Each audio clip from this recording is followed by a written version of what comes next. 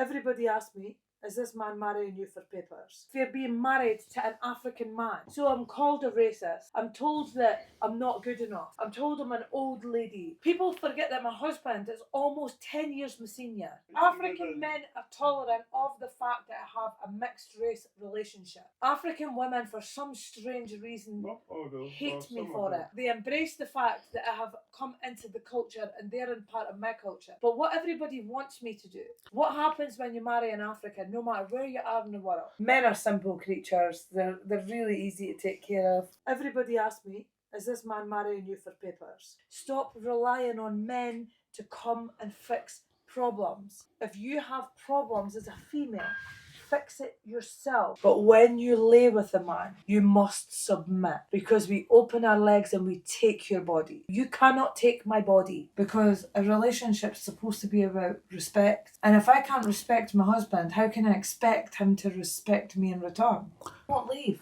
He just won't go. Nigerian men are sweet with their talk.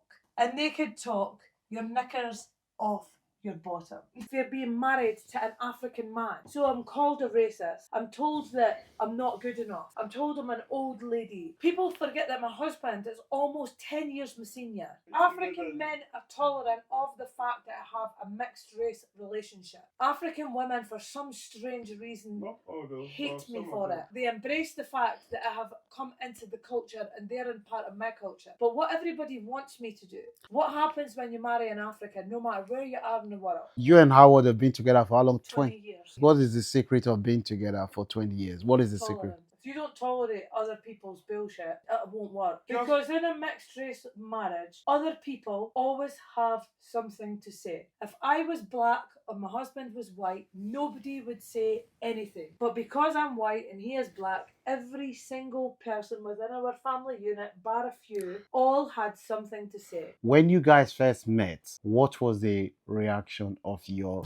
family and friends? Everybody asked me, is this man marrying you for papers? That's what your family said. Everybody. And I had to ask people, does that mean, the question you've asked me, does it mean that I am not good enough to get married to? Okay. If the only reason that somebody finds me worthy to marry is for papers, that means that I'm really, really low, right? There's no quality There's no quality in a woman and me at all. The only thing that I'm there for is a British passport. I've been married for 13. 20. Been together almost 20, so 17 years. When you guys first met, did you ever had any fear that some of the things that your friends and family members were saying that he wanted you for passport, that when he gets his UK passport that he will jump ship? If he jumped ship, the door's always been open. I am not afraid to be alone. Anyone, black, white, British, Irish, Jamaican, Nigerian, anyone who does not want me and does not love me is welcome to leave at any given moment. Howard, when you first met Sammy, did you ever thought she would be your wife? And did you ever thought that you guys would be together after 20 years? What was the thing that made you think that this was going to be a long-term relationship? Start with just look at her. What's there not to like? I'm a Christian. And when I was in Nigeria, like I said to her, I got a revelation from the Almighty. I said, thou shalt move to Scotland. You told me now that there was a time that the income in the house was less than £300. Most women in our community, when they are earning more money than the man, they will be the one that wears the trouser in the house. Knowing full well that your husband he didn't have papers and he was trying to find his feet. How did you manage that dynamics in the relationship? Because the difference being is when you rely on no one but yourself, if you're struggling, get off your bum and do something about it. Put some big girl pants on and fix the problem. Stop relying on men to come and fix problems. If you have problems as a female, fix it yourself. And I fixed it to the best of my ability. You said. So what we did, we would juggle the childcare, the school collections, and sometimes the so-called women's work, cooking of the meals, cleaning of the house.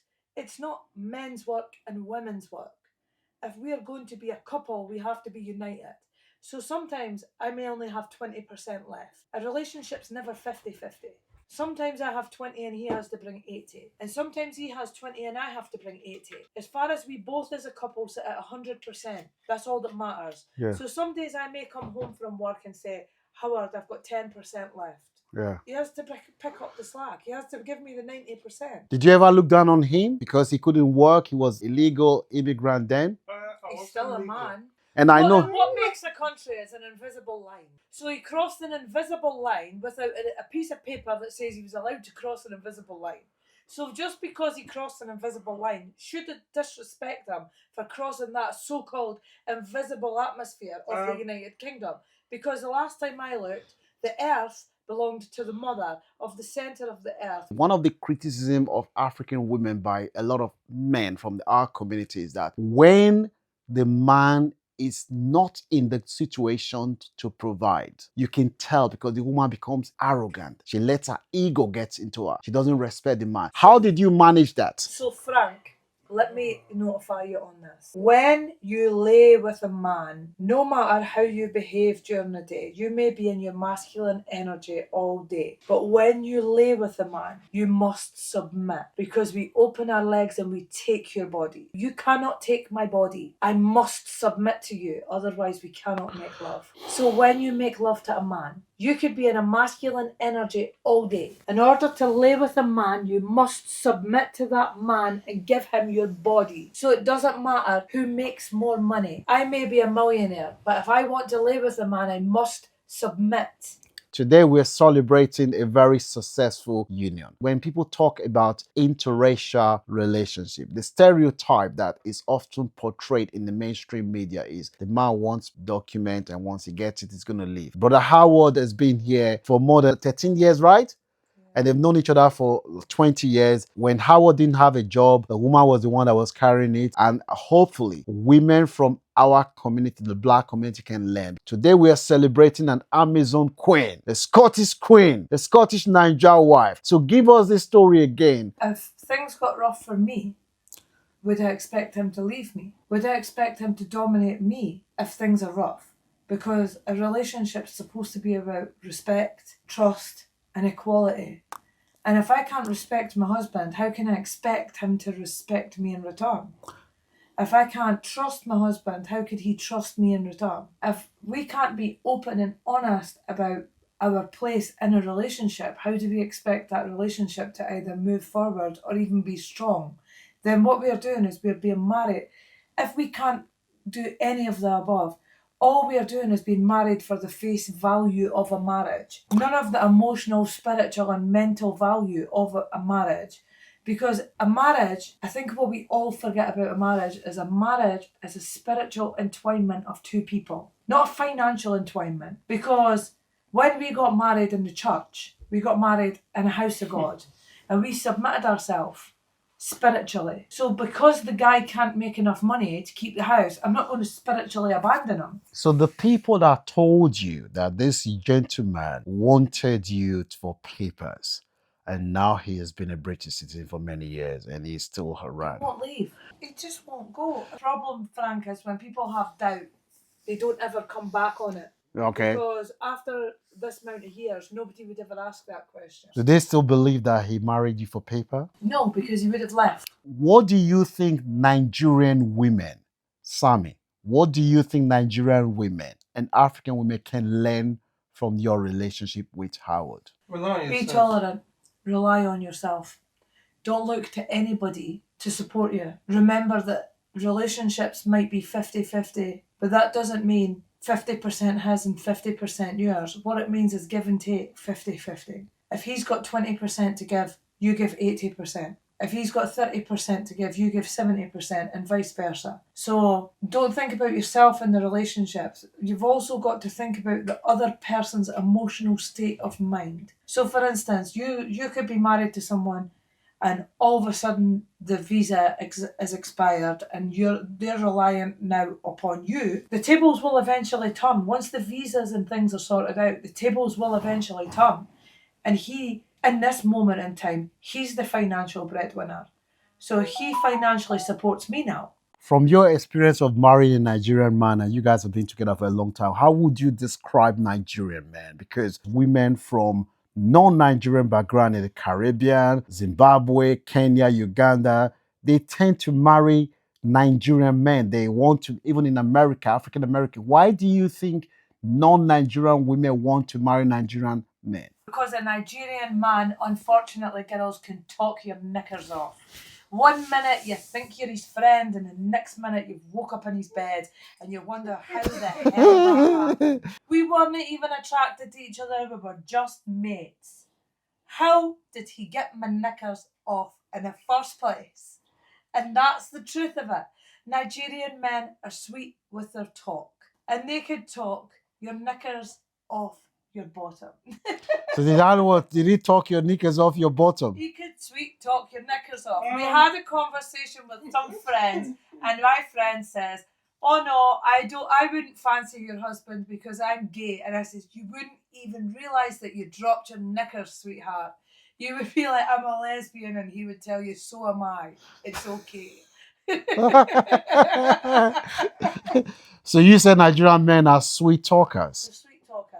Is that the only quality that make a lot of women from non-Nigerian background wanting to marry Nigerian men? I don't know why they want to marry Nigerian men, to be honest. A man is a man. Doesn't matter whether he's Nigerian, Jamaican, British, Chinese. Men are simple creatures. They're really easy to take care of. If you keep the belly full and the balls empty, they're usually quite happy. What's your advice for non-Nigerian women, African women, about how to have a successful relationship from what you've experienced with a Nigerian man? I think from any mixed culture relationship, no matter whether he's Indian, Pakistani, Nigerian, Ghanaian, I think any mixed relationship is all about patience and understanding. And if you don't have the understanding or the patience, then a mixed relationship's never going to work, because our cultures are different, our lifestyles are different, and there's some things that I do. I know my husband says, "Oh, it's just because she's British." And there's things my husband does, and I'll say, "This is just a Nigerian thing." And we just accept that that's just a Nigerian thing. Because you speak to a lot of Nigerian men that are married to African women and other African men that are married to women from Africa. So what would you advise them? What is the missing link in African relationship? Because we are having crisis in marriage in the diaspora. What is the missing link? I think sometimes it's all about mutual respect. Woman is woman all over the world. It doesn't matter whether they are African. One of the problem I think most Africans, or I wouldn't just specify Nigerians, one of the problem most Africans have is they will tell you, "Oh, you're an African, you're an African woman, or African woman, or will not act this way." It doesn't really matter who they are, whether African or not. Women are the same all over the world. Yes, they deserve mutual respect and dignity. I saw this evening when I came to see you guys, you were the one that made this supper. I'm going to use this the Scottish slang that Sammy want me to use. No, that's a northeast slang. You made this supper and you were very comfortable in the kitchen cooking for your wife, and you served her. I noticed you made her tea. You asked her if she fancy having tea. And one of the issues that a lot of African men struggle with is when they transition from Africa to the Western world, is that cultural adjustment. I would say. Then a cook supper, you might go hungry. I would say it's not about cultural thing. I'm a full-blooded Benin boy from Edo State, so where I grew up, my granddad used to cook for us. He cooked, even though there were women in the house, men did all the job. So I wouldn't say that's a cultural thing, and that's one thing I don't like hearing when people come over and say, "Oh, but in our culture we don't do this." No, it has nothing to do with culture. Because when you talk about culture, I think people only bring in culture when it suits what they are trying to say. When it comes to culture, a man should look after the wife, regardless. She has been at work all day. It is only fair for her to come home and relax because she's been working all day. I've been off. So there's no difference. And then when you go to work, so when I go to and work, I'm off, she does the the house job. chores get done. So just because I do the cooking or look after the kids, that shouldn't be a big deal. If I don't cook and she don't cook, the kids are not gonna eat. Yeah, that's So true. the kid belongs to the Both of us. I think that I told you before that you should consider writing a book because I think you've got a lot to share with people. Uh, you guys started from nothing. You talked about how you guys were living on £300 and your rent alone was £500. Today you've got properties, you got a big farm, and you're successful. What would you say are the things, looking at where you have come from, what would you say are some of the things that have the qualities, the strategies that have made you to achieve so much, considering the fact that you are early 40s and your husband is 10 years older than you? What would you say are the things that have helped you to achieve what you've achieved? What to do is live like you're poor. Keep your poor mentality. You don't need a Louis Vuitton handbag. You don't need Prada shoes. You don't need any of this stuff. This is all just stuff. Live within your means. Save hard and spend well. The only way to move forward in this country is to live within your means, save hard, and spend wise. Because if you don't do it, what will happen is you'll end up snowballing in debt. You go to work all week purely just to pay your debts. That is not a sustainable lifestyle for a long period of time. So the easiest way to do it is, just an example, you take home 2 salaries. Live off of one. If someone could live as a single person, your family could live off the same. Budget cook, pasta, rice, potatoes, easy carbohydrates, because that's how you live when you've got no money. So if you want to keep your money and rather than spend all your money, live like you've got none. Have a good time whilst you're doing it. When things start to become miserable, change the environment around yourself. Your friends, your associates, your job, nothing's permanent. Things don't need to be stagnant. Nothing grows in stagnancy. So when you become stagnant, nothing will grow. That's spiritually, mentally, financially. You cannot grow if you're stagnant. You must continue moving. One more last advice for couples in the diaspora. Happy wife. Happy life. On that joyful note, we are going to end it. This couple started from nothing. Howard couldn't work. They were living on £300 and their rent was more than £500. Today they own properties. They've got a farm where I am doing this video now. 10 acres. They've got 4 children together and they are very happy and we are celebrating them. If you've seen any value in this content, kindly consider sharing. Hopefully, someone will learn a lesson. Thank you so much. Don't forget to share and like. Happy wife. Happy life.